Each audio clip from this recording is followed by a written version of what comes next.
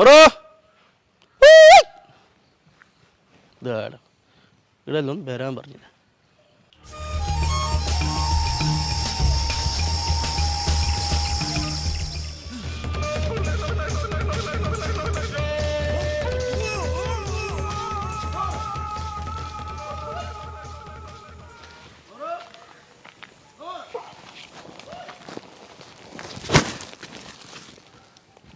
ആ രീതി അവൾ സബിക്ക് കച്ചവടാക്കുന്നത് എന്ത് കച്ചവടം?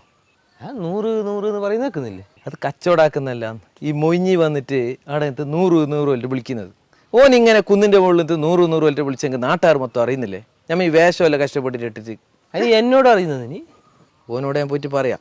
ആ സമയത്ത് നീ പണിയൊന്നും നിർത്തിയല്ല.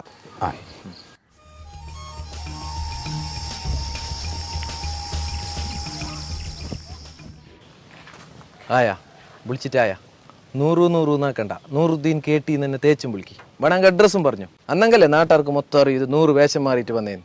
പിന്നെ 100 പിന്നെ പാറൂന്ന് വിളിക്കാൻ കഴിയോ? വേഷം മാറിയിട്ട് കൗണ്ടർ പറയാൻ സ്റ്റാർ മാജിക് അല്ല.